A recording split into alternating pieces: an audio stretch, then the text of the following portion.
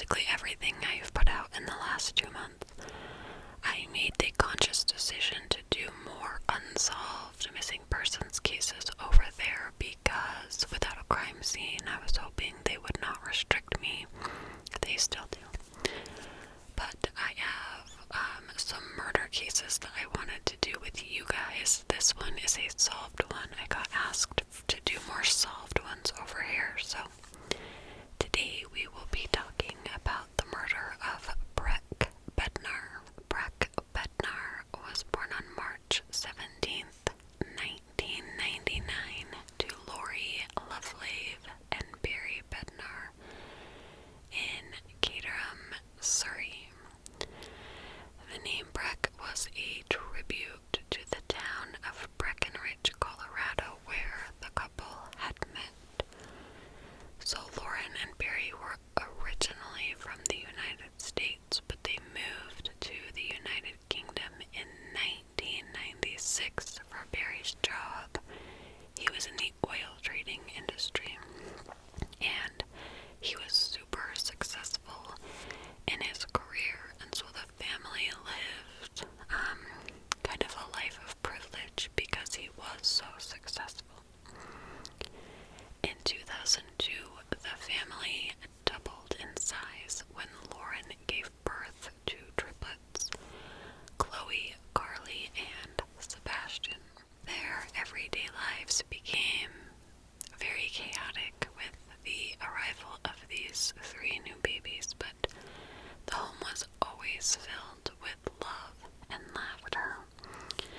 Breck absolutely adored his little sisters and brother. He loved teaching them new things, and they really adored and looked up to him. 6 years after the triplets were born, Lauren and Barry split. So Lauren and her 4 children stayed in the family home, and Barry moved out. He continued to be a constant fixture in his children's life, though. He had very good relationships with them, and they often would spend weekends at their father's house. Breck continued to excel academically and socially. Once he was old enough, he joined the Army Training Corps, which he had always wanted to do. In his free time, he could usually be found playing computer games and chatting with his friends on this computer program called TeamSpeak, which was kind of like a conference call where they could all call in and talk together. Lauren got a job as a teaching assistant at a local primary school, and she started dating a man. She often had friends over to the house she liked to entertain, and the family went to church together every Sunday. On the whole, life was really good for this family, despite the divorce. But then Breck began to act differently. The changes in Breck did not happen suddenly, but rather they became increasingly pronounced over time. Breck celebrated his 14th birthday in March of 2000.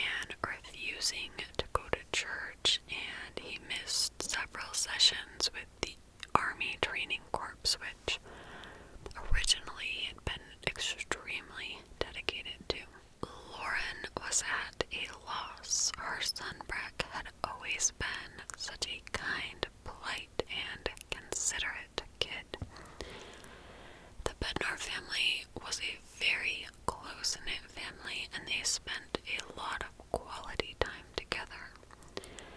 Breck had many friends and consistently performed well in school, particularly in science and computer classes. He was very interested in those subjects. But something had changed in Breck, and it really worried his mother. He was moody, he was irritated, and he was no longer the vibrant and outgoing boy she knew so well. He began skipping church and avoiding friends and family, opting to just sit in his room on the computer. She described it as like the light that had always been inside of him had suddenly gone out, and she didn't know how to turn this light back on. Lauren soon kind of started to get clues about what was going on with her son. Breck regularly brought up this boy named Lewis, who was a part of this exclusive 6-player gaming club that Breck was a part of. Lauren knew Breck's old friends from school were also a part of this, but this Lewis name, this was a new person she didn't know. Breck would often start arguments with Lauren about things Lewis said, like he didn't think he should have to do anything around the house because he wasn't making a mess around the house. Despite being brought up in a Christian home, Breck began resisting going to church, saying that Lewis didn't believe in God. Lewis Daines was a 19-year-old unemployed computer engineer who spent day and night playing games online and chatting with a group of 6 younger boys. To look at Daines, you wouldn't think he was much older than Breck. No one really knew him very well. He had moved out of his parents' home when he was 16, and he lived alone. But he had no friends at all outside of the gaming community. The games were on his server, and he controlled the TeamSpeak chat, so all of these kids were on the chat, but Lewis controlled the chat. And he really delighted in the power that he had over these younger boys. To appear impressive, he came up with this whole slew of lies. He said he was a multimillionaire who worked for the U.S. Department of Defense. Depending on his mood on a given day, he would tell the boys he was working either in New York or Dubai or Syria, when really he lived in this small flat in Grays, Essex. The boys were young and impressionable, and they just accepted everything that Daines told them as the truth, but the cracks really began showing in the group thanks to Dane, who loved manipulating the boys and turning them against each other. As the controller of the chat, he could expel or kick out boys whenever he wanted. So Breck's friends began getting really annoyed with these manipulations and this game that Danes seemed to be playing with them. So they began kind of distancing themselves. They stopped playing on that server as much. And while they were kind of distancing themselves, Breck kind of became even more loyal to Lewis Daines. And when his friends started to express their concerns, he just shrugged it off, and he kind of became defensive about Lewis. Breck's relationships with his family and his friends became increasingly strained, and he began kind of obsessively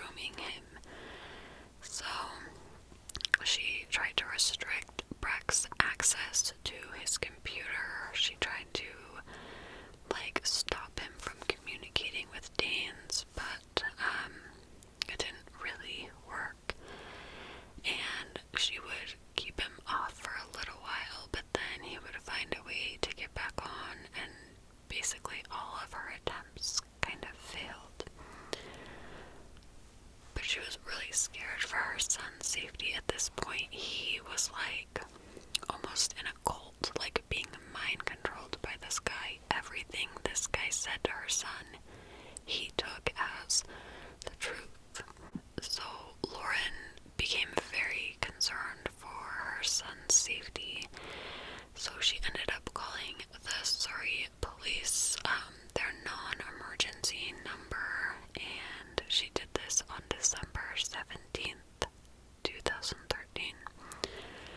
She told them that she was concerned that her son was being groomed online by a pedophile, and she thought he was either going to try to molest her son, or that he was going to try to get her son to carry out terroristic threats, because she had overheard Lewis kind of ranting about the government and some anti-religious beliefs as well. So Lauren spoke to the operator for 12 minutes, repeatedly bringing up her concerns that her son was being groomed. The operator told her that police would look into it and they would start an investigation if it was warranted. But despite what Lauren was told, no checks ever took place on Lewis Deans. The inquiry was closed just 1 hour after she made the call, and this would end up being a fatal error on the police's part. Breck had a plan for February 16th, 2014. A plan only he knew about.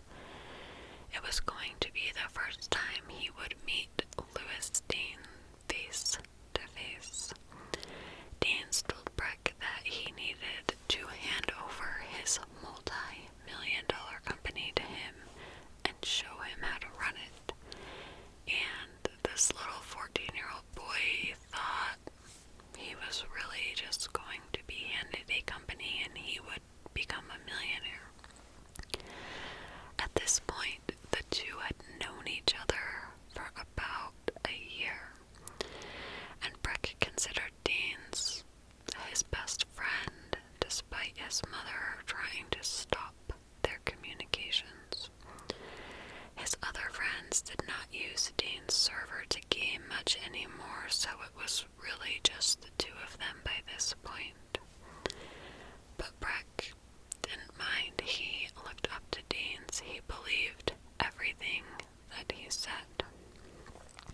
Deans, on the other hand, had meant for this to happen all along. He saw something special in Breck that he did not see in the other little boys.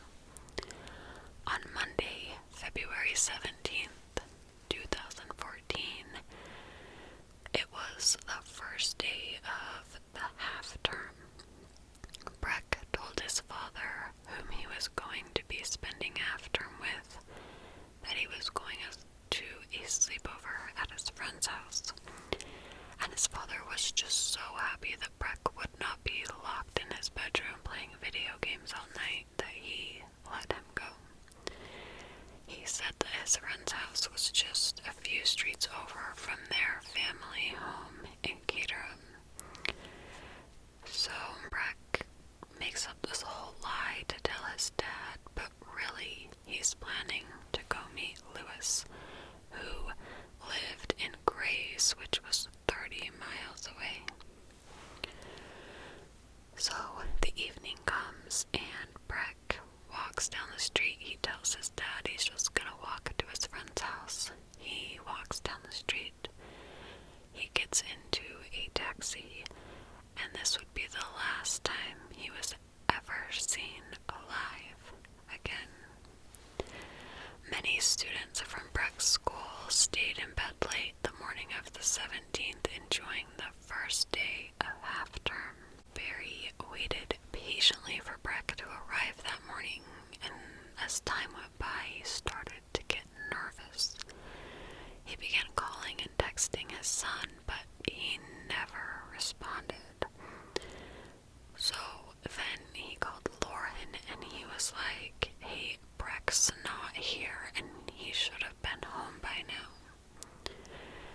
Shortly after Barry called his ex-wife's home, a series of horrifying events took place. Breck's friends, the other member, the boys who had been a member of this gaming club when it had first come together, began receiving text messages containing photos of a bloodied, dead body. It did not take them long to realize that this was the body of Breck Bednar. The awful images circulated quickly amongst Breck's other friends and acquaintances, and it wasn't long before his 12-year-old siblings received messages from friends asking them if it was true what had happened to Breck. It's hard to imagine a more traumatizing way to find out that your older brother has been murdered.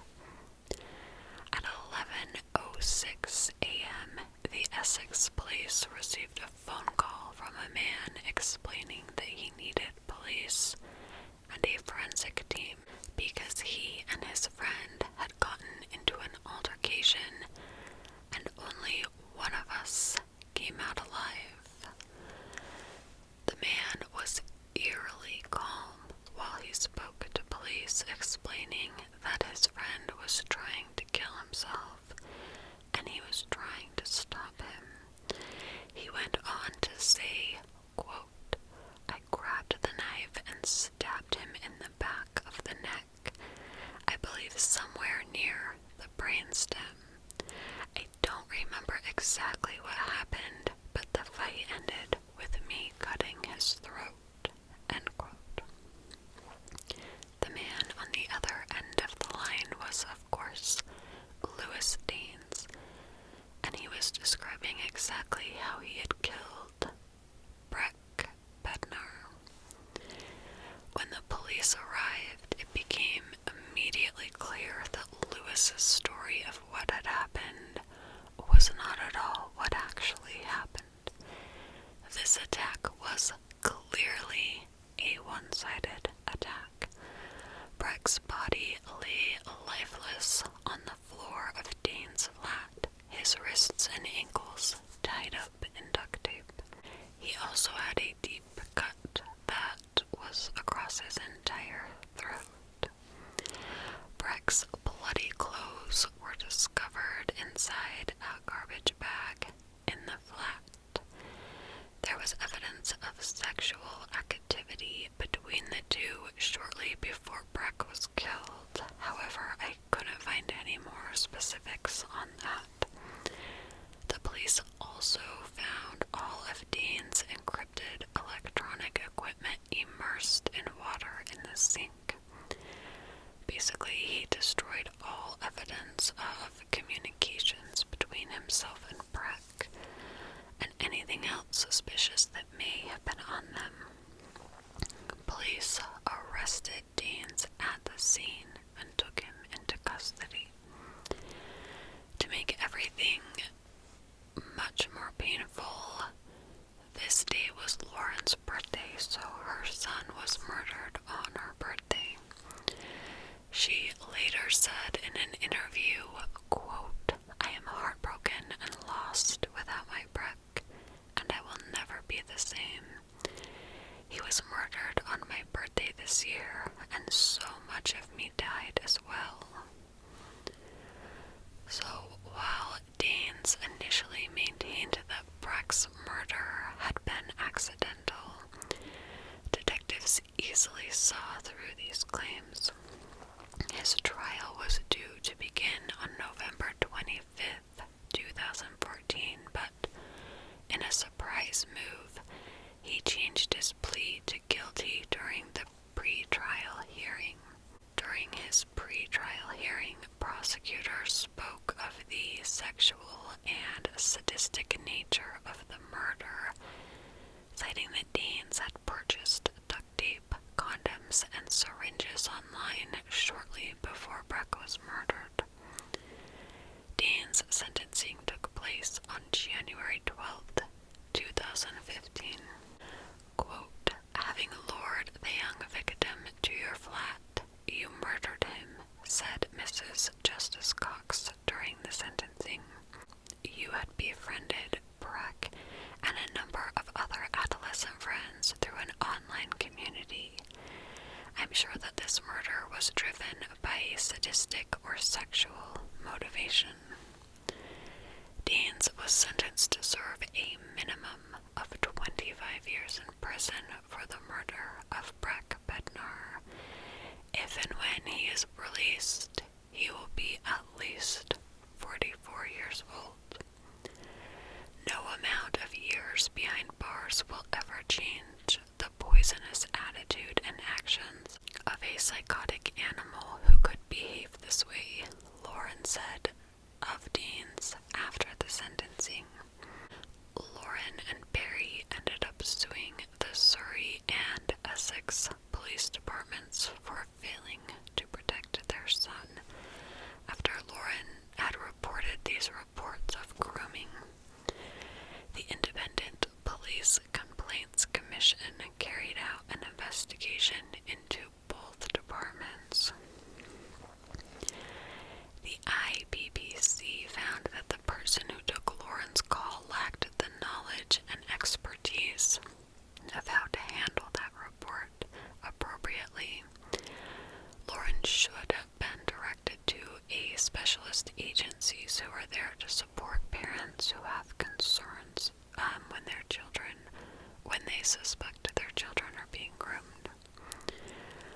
More damningly, they never checked the police national computer to see if there was any record of Lewis Deans.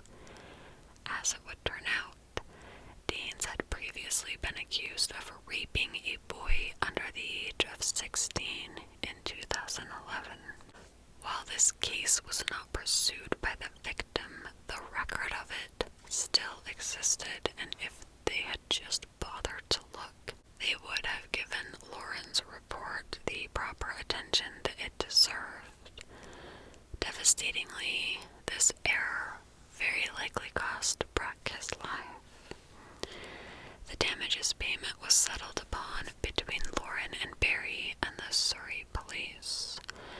The Surrey Police Department also agreed to bring about changes which would ensure that what happened to Breck would never happen to another child on their watch. These changes include a child sexual exploitation grooming checklist for call handlers, as well as a designated training day specifically aimed at how to handle reports of child grooming. Breck was buried at St. John's in Caterham on March 17th, 2014, which would have been his 15th birthday. Hundreds of people gathered to celebrate his short but inspiring life.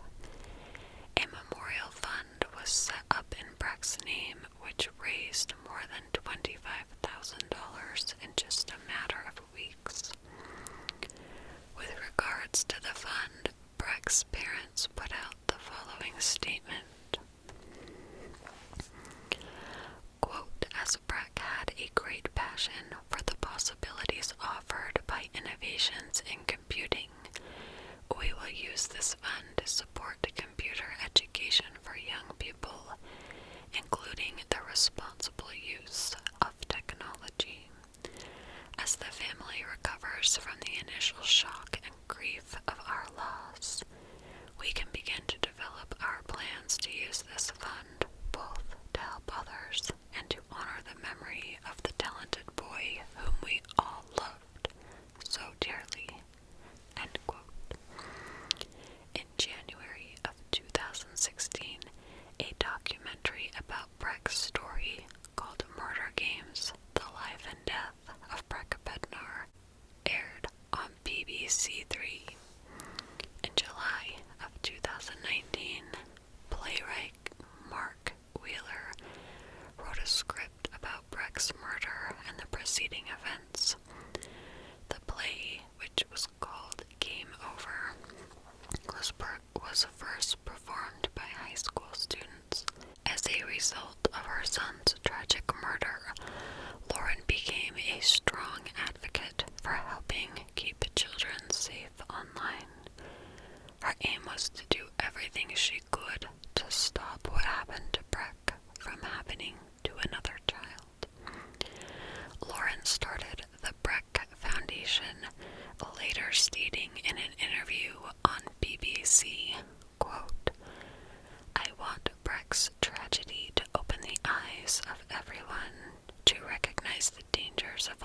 online predators. It is a very real danger today, and we all need to look after each other." End quote. The slogan for the Breck Foundation is "Play Virtual, Live Real." As Lori puts it, quote, "The internet is a great tool, but play virtually with those friends and live real. Only meet up with people you know face to face